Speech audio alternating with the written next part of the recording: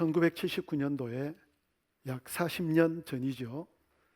이문열이라고 하는 작가가 쓴 책이 있었어요. 사람의 아들이라는 책이 있어요.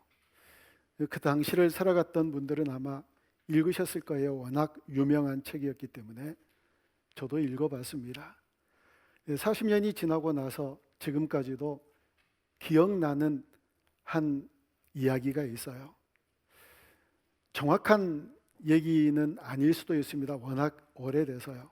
그런데 대충 이런 내용인데 어떤 얘기냐면 어떤 귀부인이 한 남자를 유혹하기 시작해요. 그래서 이렇게 얘기를 합니다. 우리 집 커튼이 열려져 있으면 남편이 집에 있다. 남편이 우리 집 커튼이 닫혀 있으면 남편이 집에 없을 때다. 그러니까 우리 집 커튼이 닫혀 있을 때에 우리 집을 오라 하고 유혹을 합니다. 그게 이제 커튼이 닫혀 있을 때 집을 갔어요. 연애하자고 달려드는 이 귀부인을 이 사람이 계속해서 물리칩니다. 내가 그래도 예수 믿는 사람인데 어떻게 이렇게 죄를 지을 수 있느냐. 유혹이 계속 다가올 때 이 유혹과 싸우면서 갈등하면서 계속 이겨내거든요. 이렇게 갈등하는 그리고 싸워가는 이 사람의 심리를 들여다봤던 이 귀부인이 이렇게 얘기를 하는 거예요. 정말 제대로 된 예수쟁이라고 한다면, 예수님을 정말 제대로 믿는 사람이라고 한다면 그런 갈등조차도 없어야 돼. 그렇게 유혹할 때 이거 유혹을 받아야 되나 받지 말아야 되나, 아니 내가 예수 믿는 사람인데 예수 믿는 사람으로서 이 유혹을 도대체 어떻게 해야 되나, 이렇게 속으로 고민하고 갈등하는 건 이미 죄를 짓는 것과 똑같아. 아예 유혹을 받지도 말아야 되고 아예 갈등도 하지 말아야 되는 그런 존재가 되어야 된다, 이런 얘기를 대충 한 것 같아요. 여러분 참 무서운 얘기죠. 여러분은 어떠세요? 죄가 우리에게 유혹해 오면 갈등조차도 하지 않고 물리치시나요? 갈등조차도 하지 않고 덥석 무시나요? 나는 도대체 어떤 존재인가요? 여러분, 죄 짓는 게 쉽던가요? 어렵던가요? 어떤 사람들은 그렇게 얘기할지도 모르지요. 죄 짓는 게 얼마나 쉬운데, 아니 과거에도 지었었고 지금도 죄 지으면서 살아가고 앞으로 죄 지을 건데, 그리고 죄라는 게 얼마나 달콤한 건데 어떻게 죄를 짓지 않고 살아갈 수 있나? 죄 짓는 것 너무 쉬워, 어렵지 않아, 이렇게 얘기를 하는 사람들이 있을 수 있고, 죄를 안 짓고 살아가는 건 너무 어려워, 우리가 얼마나 연약한 존재인데, 아니 그래서 우리 연약한 존재인 것을 아시고 우리 주님께서 이 땅에 오셨잖아, 이렇게 고백하는 사람들도 있겠지요. 죄가 어렵다, 죄가 쉽다, 이렇게 얘기를 하는 사람들, 이런 고백을 하는 중요한 이유가 있는데요. 그건 뭐냐면 하나님이 책 속에 갇혀 있는 하나님이시거나 하나님이 우리의 머릿속에 관념 속에만 계시는 하나님이시니까 그러거든요. 우리가 고백할 때 하나님 살아계신 하나님이세요. 살아계신 하나님, 그렇게 기도는 하면서도 죽어 계시는 하나님처럼 삶을 살아가거든요. 여러분에게는 하나님이 어떤 하나님이세요? 살아계신 하나님이신가요? 아니면 하나님이 죽어 계시나요? 살아계신 하나님이라고 고백하면서도 죽어 계시는 하나님처럼 전혀 하나님을 의식하지 않고 살아가니까 죄를 덥석덥석 물면서 인생을 살아가잖아요. 하나님이 만약에 살아계신다, 나를 지켜보신다 라고 생각하면 어떻게 죄를 지을 수 있겠어요? 예를 들어서 여러분 지금 여기에 헌금이 있어요. 헌금을 도적질하는 게 얼마나 어려운데요. 왜 어려운가 하면 여러분들이 다 눈을 뜨고 지켜보고 계시잖아요. 전에 교회에서 이런 사람이 있어서 이렇게 정신적으로 약간 부족한 분이었는데, 이 긴 막대기 끝에다가 테이프를 이렇게 붓도록 이렇게 붙여가지고 이 헌금통에다가 쭉 넣어서 그 테이프를 붙여서 헌금을 도적질한 친구가 있었거든요. 언제 했게요? 새벽 1시, 2시예요. 아무도 없을 때. 또 그렇게 한번 해보자 하고 실험해보지 마세요. 그 장치 이미 다 해놨어요. 우리 헌금통은. 하도 그런 사람들이 많아서 요즘 헌금통을 제작할 때는요, 이게 안 들어가요. 헌금을 딱 놓으면 미끄럼을 타고 쏙 들어가요. 그러니까 아예 안 되니까 꿈 깨세요. 그게 안 되는 거예요. 이걸 어떻게 가져와요? 사람들이 다 보고 있는데. 지켜보고 있다고 생각하니까 도적질을 못하는 거죠.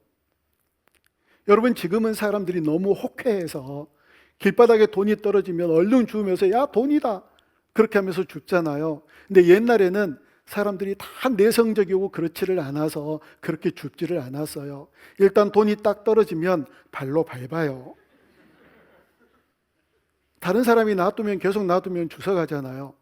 그리고 밟고 그냥 허리를 굽혀서 이 돈을 줍는 게 아니라 바지를 털어요, 이렇게. 그리고 아니면 구두끈을 묶는 것처럼 이렇게 해가지고 살짝 하고, 그것도 부족할 것 같으면 앉아서 땅에다가 뭘 써요. 그리고 살짝 꺼내든지. 그보다 더 영리한 사람은 자기 돈을 떨어뜨려요. 이제 지폐를 떨어뜨릴 때는 이제 바람 안 불 때 떨어뜨려야지, 바람이 불 때 떨어뜨리면 아주 곤란해지거든요. 그래서 자기 돈을 주스면서 살짝 발 비껴가지고 같이 줍고 그러잖아요. 사람 눈이 그렇게 무서워요. 그런데 죄를 짓는, 아무런 생각 없이 죄를 짓는 건 하나님이 살아계시고 하나님이 나를 지켜보고 계신다는 생각을 하지 않으니까 그렇거든요. 요셉은요, 하나님, 살아계신 그 하나님 앞에서 삶을 살았어요. 꼭 그 이문열의 사람의 아들에서 나오는 얘기처럼 보디발 장군의 아내가 우리 집 아무도 없다, 우리 연애하자 하고 유혹했을 때 요셉이 어떻게 반응했는지 아세요? 창세기 39장 9절 말씀을 우리 같이 한번 읽어봅니다. 39장 9절에요. 시작. 이 집에는 나보다 큰 이가 없으며 주인이 아무것도 내게 금하지 아니하였어도 금한 것은 당신뿐이니 당신은 그의 아내임이라. 그런즉 내가 어찌 이 큰 악을 행하여 하나님께 죄를 지으리이까. 아멘. 보디발 장군이 아무도 없다고 그랬거든요. 근데 요셉은 하나님이 보신다고 믿은 거예요. 그래서 지금 아무도 없다고 생각하는 이 환경에서 죄를 짓는 건 하나님께 죄를 짓는 거야. 하나님이 지금 지켜보셔. 그래서 이 요셉은 날마다 하나님의 시선 아래서 삶을 살았던 사람이 바로 요셉이에요. 여러분, 성경에서 가장 많은 분량을 차지하고 있는 성경은 시편이잖아요. 150편까지 있어서 사람들이 얘기하기를 시편을 대서사시라고 그렇게 얘기를 하거든요. 그러면 어떻게 서론을 펼쳐나가는가? 서론이 굉장히 중요하겠지요. 시편 1편 1절이 서론이잖아요. 이 서론에서 뭘 얘기를 하는지 우리 한번 같이 읽어볼까요? 시편 1편 1절입니다. 시작. 복 있는 사람은 악인들의 꾀를 따르지 아니하며 죄인들의 길에 서지 아니하며 오만한 자들의 자리에 앉지 아니하고. 아멘. 복 있는 사람. 자, 시편은 첫 번째 시작할 때 뭘 얘기하느냐면 복 있는 사람이 어떤 사람인가를 선포하며 시작해요. 그런데 뭐라고 얘기해요? 복 있는 사람이 악인의 꾀를 따르지 않고 죄인의 길에 서지 않는데요, 오만한 사람들의 자리에 앉지 않는데요. 어떠세요? 정말 그게 복 있는 사람이구나 하고 여러분들의 정서에 꽉 맞아 떨어지시나요? 아니면 좀 짜증나고 별로 기분이 안 좋으신가요? 아니, 복 있는 사람들은 내가 가지고 싶은 것 다 갖는 사람, 내가 누리고 싶은 것들을 다 누릴 수 있는 사람, 아니 이런 사람들이 복 있는 사람들이 되어야 되잖아요. 그런데 복 있는 사람은 하고 선포하고 딱 시작해 놓고 악인, 죄인, 오만한 사람들, 이런 사람들과 상관없는 그런 사람들이 바로 복 있는 사람이라고 얘기를 하는데, 이게 과연 맞아 그런 사람들이 복 있는 사람이야, 나도 정말 그런 사람이 되고 싶어, 이런 생각이 드시나요? 아니면 그것 말고 딴 거요 라고 부탁하고 싶은 마음이 드시느냐고요? 언젠가 훈련을 하면서 저희 성도님들에게 그렇게 물은 적이 있었거든요. 여러분들 생애에 있어서 가장 따뜻하고 가장 행복했던 때가 언제입니까? 뭐 남자들은 그냥 그런 발표하는 거 별로 안 좋아하잖아요. 그냥 웅얼웅얼 하면서 지나가요. 그런데 우리 여성도님들이 얘기하는 고백이 뭐였느냐면 대부분 따뜻하고 행복했던 때가 결혼했었을 때, 그리고 아이를 낳았을 때, 그리고 누군가가 자녀가 합격했거나 아니면 남편이 승진했을 때, 이런 때가 가장 따뜻하고 행복했었을 때라고 얘기를 하거든요. 아니, 그런데 어떤 여자 성도님 한 분이 이렇게 얘기를 해요. 자기가 모태인데 그렇게 형편없는 그런 신앙생활을 하다가 정말 예수님께서 은혜를 주셔서 예수님 앞에 딱 서니까 자기가 얼마나 큰 죄인인가가 보이더래요. 그래서 그 죄를 토해내면서 통곡하면서 울었대요. 그러고 나니까 너무 행복하더래요. 너무 기쁘더래요. 자기 인생 가운데서 가장 따뜻하고 행복했던 시기는 바로 그때였대요. 여러분, 정말 그런 은혜가 있었었나요? 어떠셨어요? 내 인생 가운데서 가장 행복했던 때, 내 인생 가운데서 가장 따뜻했던 때, 내 더러운 죄가 다 밖으로 쫓겨나가고 그 악한 죄들이 다 토해내지고 주의 성령께서 내 안에 충만하게 임하셨을 때 내가 정말 가장 행복했습니다. 내가 그때가 가장 따뜻했습니다. 그렇게 고백하는 자리에 들어서는 우리 모두가 되어줄 수 있기를 주님의 이름으로 축복합니다. 아니, 생각해 보세요. 여러분, 죄가 예쁜 죄가 있나요? 죄가 조금 괜찮은 죄가 있나요? 아니잖아요. 모든 죄는 다 똑같은 죄잖아요. 그렇게 악하고 더러운 것들이 내 안에 자리 잡고 있다가 이것들이 다 나갔는데, 이것들이 다 토해지는데, 그 더러운 것들이 다 사라지고 없어지는데 어떻게 기쁘지 않을 수 있겠어요? 이게 어떻게 행복이 아닐 수 있겠느냐고요. 죄가 나가고 죄가 토해지고 주의 성령이 내 안에 들어오심으로 주님 때문에 행복하고 주님 때문에 따뜻한 인생을 살아가는 우리 모두가 되어줄 수 있기를 주님의 이름으로 축복합니다. 그게 복이거든요. 복. 다른 게 복이 아니라 그게 복이에요.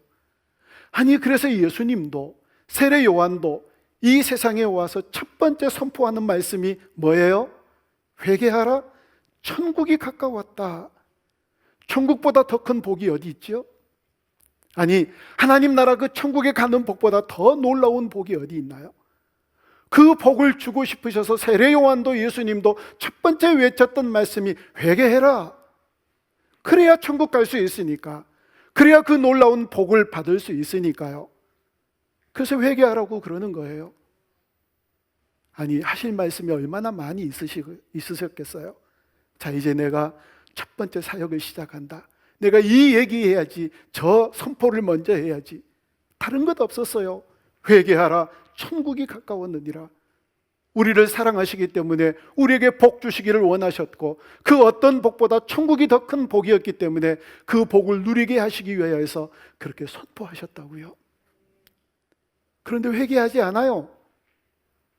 그래서 예수님께서 답답함으로 이스라엘 백성들에게 하신 말씀이 마태복음 11장 20절과 21절에 등장을 하는데, 우리 함께 읽어봅니다. 마태복음 11장 20절 21절에요. 시작. 예수께서 권능을 가장 많이 행하신 거울들이 회개하지 아니하므로 그때에 책망하시되 화 있을진저 고라시나, 화 있을진저 벳세다야, 너희에게 행한 모든 권능을 두로와 시돈에서 행하였더라면 그들이 벌써 베옷을 입고 죄에 앉아 회개하였으리라. 아멘. 예수님의 놀라운 기적이 얼마나 많이 일어났나요? 고라시네라고 하는 지역은 갈릴리 북서부 쪽에 위치한 지역이고요. 벳세다라고 하는 지역은 갈릴리 주변에 있는 지역이에요. 근데 이 벳세다에서 베드로, 야고보, 요한, 안드레와 같은 예수님의 제자들이 태어났고 그곳에서 함께 예수님과 사역했던 지역이거든요.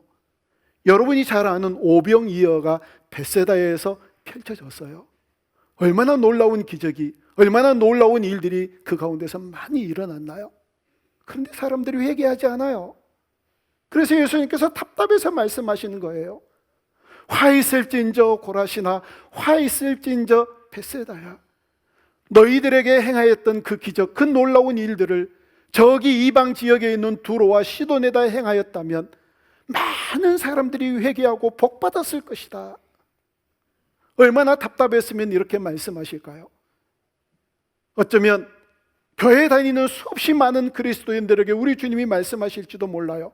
화 있을진저 그리스도인이라고 하는 사람들아, 화 있을진저 교회 다닌다라고 하는 사람들아, 너희들 왜 회개하지 않느냐? 왜 회개하지 않느냐? 그러면서 회개의 중요성을, 이 회개가 얼마나 중요한가를 말씀하시기 위해서 오늘 본문을 주셨어요. 오늘 본문이 회개의 중요성을 우리에게 주신 말씀이에요. 우리 1절부터 3절 우리 다시 한번 볼까요? 1절을 보면 이렇게 말씀하세요. 그때 마침 두어 사람이 와서 빌라도가 어떤 갈릴리 사람들의 피를 그들의 제물에 섞은 일로 예수께 아뢰니, 빌라도가 갈릴리 사람들의 피를 제물과 섞었대요. 이 얘기는 무슨 얘기냐면, 여러분, 당시에 예수님 당시에 사람들이 여러 많은 당을 짓고 있었어요. 바리새파, 사두개파 뭐 이런 당들이 많이 있었잖아요. 그 중에서 열심당원들이 있었어요. 이 열심당원들은 로마의 압제에 있는 이스라엘 백성들을 해방시키자고, 우리가 마치 옛날에 일본의 압제에 있었을 때 독립군이 활동했던 것처럼 독립군들이에요. 그래서 이제 국가 간에 도무지 이게 게임이 안 되니까, 어떻게 이 사람들을 물리칠 수 없으니까 지하 조직을 만들어 가지고, 뭐 우리 독립군들이 그랬잖아요. 그냥 갑자기 수류탄을 던지기도 하고 갑자기 그냥 적을 죽이기도 하고, 이런 활동을 했던 사람들이 열심당원이었어요. 그런데 이 열심당원 한 사람이 갈릴리 사람인데, 이 갈릴리 사람이 제사를 드려요. 제사를 드리면 짐승을 죽이잖아요. 짐승의 피도 뿌리고, 그 짐승을 죽였으니까 이 짐승의 피가 이렇게 바닥에 있었겠죠. 그래서 제사를 드리고 있는데 이 빌라도, 다시 말하면 로마 군병이 제사를 드리고 있는 그 열심당원, 그 독립군을 보고 저놈 독립군이네 하고 거기에서 죽여버린 거예요. 그러니까 자기가 제사를 드리기 위해서 흘렸던 피와 자기의 피가 섞였다, 이 얘기예요. 이해가 되셨죠? 그래서 섞인 거예요. 다시 말하면 이 사람은 어떻게 해서 죽은 거냐면 제사를 드리다가 죽은 거예요. 그래서 제물의 피와 자기의 피가 섞였어요. 그래서 2절에서 뭐라고 얘기를 하는지 우리 같이 읽어봐요. 시작. 대답하여 이르시되 너희는 이 갈릴리 사람들이 이같이 해 받음으로 다른 모든 갈릴리 사람보다 죄가 더 있는 줄 아느냐. 이게 또 무슨 얘기냐면, 그렇게 죽은 사람들, 제사를 드리다가 죽은 사람들을 바라보면서 이스라엘 사람들이 뭐라고 얘기를 했느냐면, 얼마나 죄가 많았으면, 도대체 어떤 악한 죄를 저질렀으면 저렇게 제사를 드리다가 죽나?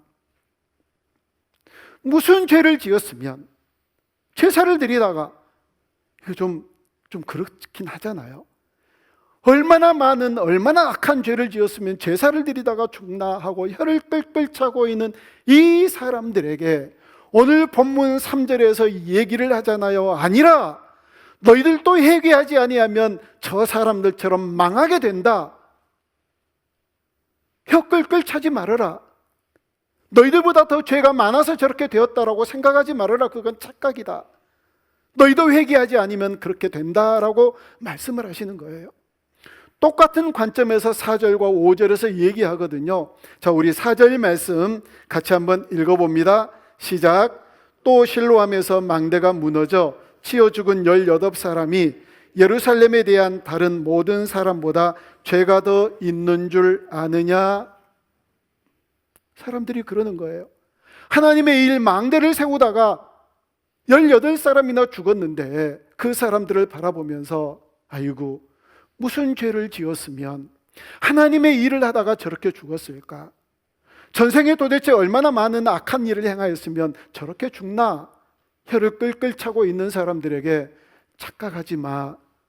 그 사람들이 너희들보다 죄가 더 많아서 그렇게 죽은 게 아니야. 너희도 이 5절에서 3절과 똑같은 얘기를 하는 거예요. 너희도 회개하지 않으면 그와 같이 망하리라. 회개하지 않으면, 회개가 얼마나 중요한가를 예수님께서 우리에게 말씀해 주시는 비유의 말씀이거든요. 여러분, 회개는 정말 중요해요. 여러분, 기도 시간 30분 갖는다면 회개의 기도를 얼마나 하세요?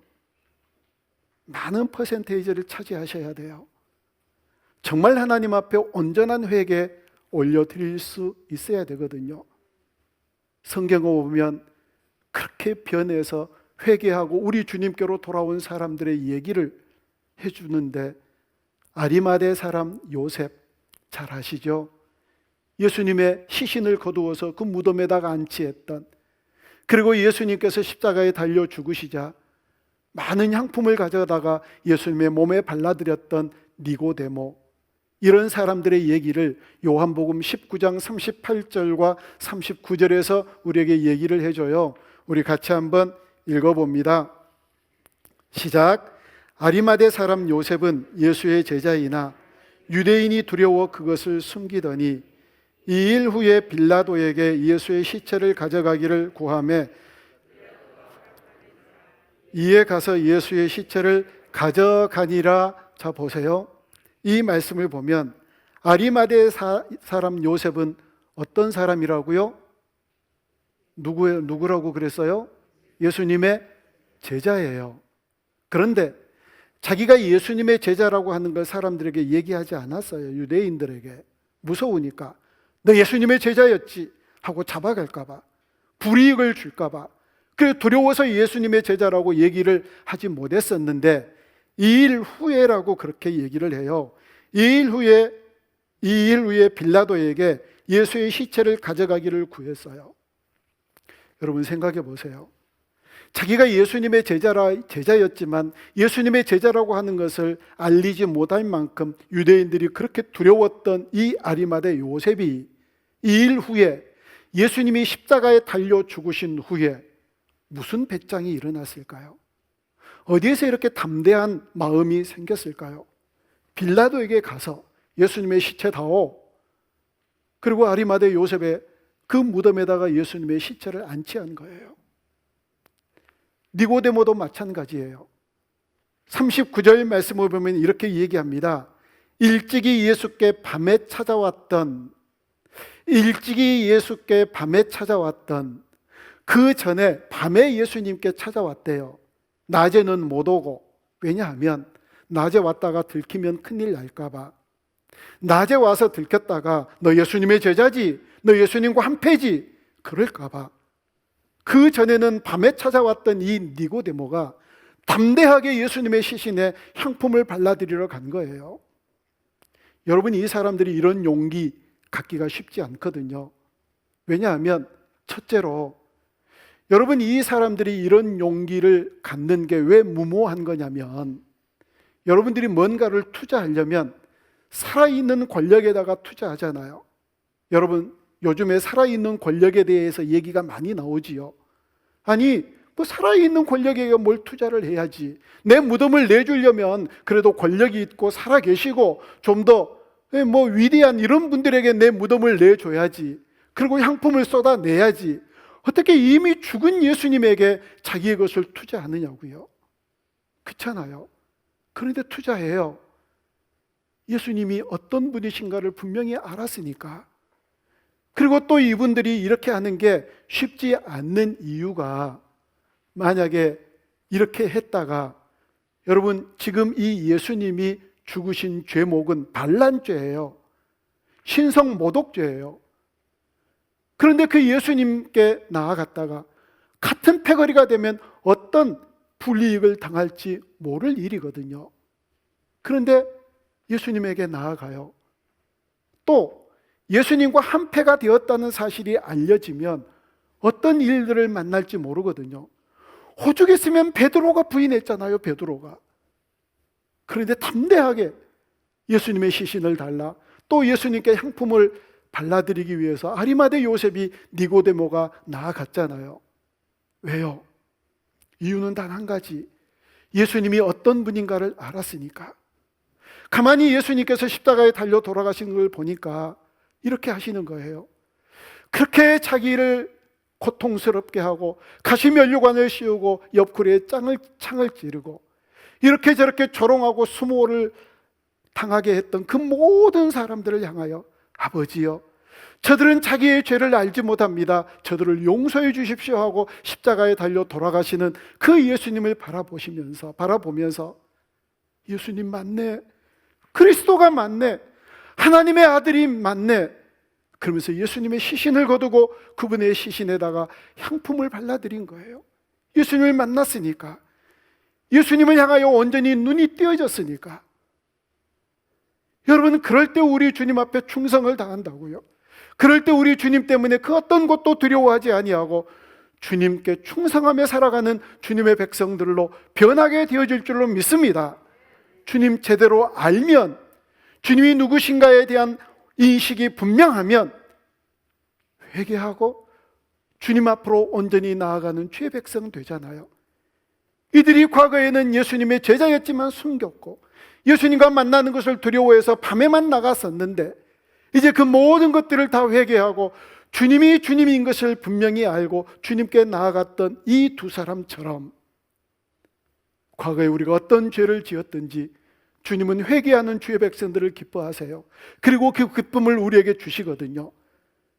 주님이 누구이신가를 알았다면 그 주님과 함께 깊이 동행하며 그 예수님께서 주시는 보혈의 은혜를 힘입어서 세상의 그 어떤 것보다 비교할 수 없는 놀라운 기쁨을 누리며 살아가는 우리 모두가 되어줄 수 있기를 주님의 이름으로 축원합니다. 회개하면서 즐거움을 누리실 수 있기를 바랍니다. 이상하지요? 여러분, 정말 이상한 것 있어요. 아니, 영화를 보러 갔는데 영화가 너무 슬퍼요. 그 눈물을 많이 흘리고 나왔어요. 근데 사람들이 뭐라고 그래요? 그 영화 잘 됐대요. 웃기죠? 아니, 그렇게 나를 슬프게 하고 그렇게 나의 눈물을 뺐는데 그 영화 잘 됐대요. 하여튼 웃겨요. 보면 우리가 하는 것 보면 웃기는 게 상당히 많아요. 그냥 안 웃기는 것처럼 인식하고 사니까 그렇지, 그렇게 슬퍼하면서 눈물 콧물 막 다 흘리고 이 영화 잘 됐대요. 잘 된 이유가 뭐예요? 나 슬프게 했으니까, 나 울게 했으니까 그래서 잘 됐대요. 우리 주님은요, 회개할 때 우리의 눈물을 빼세요. 그러고 나서 정말 우리 주님은 좋으신 주님이구나, 이렇게 우리가 주님 앞에 나아가는 거예요. 저는요, 이 코로나를 맞이하면서, 우리가 지금 코로나가 거의 1년 다 돼 가잖아요. 계속해서 그런 마음이 생기는 거예요. 이런 얘기들 굉장히 조심스럽게 해야 돼요. 역대하 7장에서 잘 아시잖아요. 전염병이, 하나님께서 이 전염병을 유행하시게 한 때에 하나님이 하세요. 전염병이잖아요. 코로나 맞지요? 전염병이에요. 전염병을 유행하게 하신 그때에 하나님이 하게 하셨대요. 그때 우리가 어떻게 해야 되느냐를 역대하 7장 14절에서 우리에게 분명하게 얘기해 주세요. 자, 우리 7장 14절 같이 읽습니다. 시작. 내 이름으로 일컫는 내 백성이 그들의 악한 길에서 떠나 스스로 낮추고 기도하여 내 얼굴을 찾으면 내가 하늘에서 듣고 그들의 죄를 사하고 그들의 땅을 고칠지라. 아멘. 첫 번째가 뭐예요? 악한 길에서 떠나라는 거예요. 회개하라는 거지요. 여러분, 코로나가 발병되고 이게 전염병이 많이 창궐할 때에 정말 이 죄에 대해서, 우리 죄에 대해서, 교회의 죄에 대해서, 한국 교회에 대해서, 교회의 죄에 대해서 기도해 보셨나요? 기도하셔야 돼요. 이 악한 길에서 떠나 너를 낮추시고, 이 코로나가 오기 전에 우리가 얼마나 자만했나요? 모든 것을 할 수 있었다. 이것저것 할 수 있었다. 이것저것 할 수 있게 되던가요? 어디 밖에 나가서 커피숍에 가서 차 마시려고 가니까 만나서 함께 얘기할 수 있는 장소 있던가요? 없잖아요. 아무것도 할 수 있는 게 없는 거예요. 그러면서 주님이 우리에게 깨닫게 하시는 것 있어요. 할 수 없는 게 너무 많구나. 하나님이 전염병을 유행하게 하시니까 우리가 정말 할 수 없는 게 너무 많구나. 그리고 하나님께로 돌아가면 하나님께서 이 땅을 고칠 것, 하나님께서 우리의 죄를 사하신다. 여러분, 코로나 때 이제 비대면 예배를 드리면, 그리고 2주 전인가 저희 교회에서 녹화해서 새벽 기도를 드린 적이 있어요. 새벽 기도에 대한 얘기가 있어서. 여러분 어떠셨어요? 비대면 예배 드리고 교회 안 오니까 그냥 우리끼리 있으니까 좀 편하지요? 안 편하셨어요? 저한테 한번 물어보실래요? 되게 편했어요. 비대면 예배 드리니까 그냥 11시 예배 한 번만 드리면 돼요. 생중계로. 새벽에 녹화를 하니까 하루에 2편씩 이틀 것 준비해가지고 녹화하고, 그냥 새벽기도 이렇게 나와서 내가 설교하는 걸 내가 앉아서 이렇게 지켜보니까 겁나게 민망했어요. 그런데 편했어요. 그렇게 미리 해놓으니까. 마음이 불편해요. 하나님께 너무 죄송해요. 여러분 그렇지 않던가요? 그러면서 계속 이 말씀만 생각이 나는 거예요. 코로나를 주신 거예요. 하나님께서 유행하게 하신 중요한 목적이 악한 길에서 떠나기를 원하신 건데, 편하네. 세상에 이런 방법도 있네. 세상에 이렇게 편하게 예배드릴 수도 있네. 그렇게 주저앉으면 어떻게 하나? 악한 길에서 떠나라고 그랬는데 오히려 더 편한 길로 걸어가면 어떻게 하나? 정말 더 낮아지라고 그랬는데 낮아지지 않고, 여러분 보세요. 코로나 때문에 특수를 누리고 코로나 때문에 대박이 있는 그런 업종들이 또 있잖아요. 그러니까 더 좋네. 이렇게 하며 하나님께로 돌아가지 않으면 과연 하나님께서 이 땅을 고치실 것인가? 전염병을 물리쳐 주실 것인가? 도대체 우리가 이 코로나 전국 때 해야 될 일이 무엇인가? 다른 것 없어요, 여러분. 회개하는 거요. 그래서 복 받는 길이요. 정말 회개할 때 우리 주님께서 우리를 시원케 해주시고 행복하게 해주시는 그런 놀라운 은혜를 맛보실 수 있기를 바랍니다. 저도 그런 경험이 있거든요. 얼마나 시원하든지 하늘을 날 것 같았어요. 그 행복 어느 누구하고도 비교하지 못해요. 그럼에도 또 넘어지고 또 실패할 때마다 제가 기도하는 것 있어요. 주님, 그때 주셨던 그 은혜 저에게 또 주세요. 회개하고 토해내고 주님께서 주셨던 그 행복을 저에게 또 주세요. 그렇게 기도한다고요. 그 놀라운 경험들이, 그 놀라운 회개함으로 죄사함에 주시는 은총들이 우리 안에 가득해서 주님 앞에서 넉넉함으로 기쁨을 안겨드리며 행복한 모습으로 살아가는 우리 모두가 되어줄 수 있기를 주님의 이름으로 축복합니다. 만일 너희도 회개하지 아니하면 망하리라. 만일이라고 하는 단어가 어떤 단어인지 아세요? 현 시점에서 어떤 걸 가정을 해요.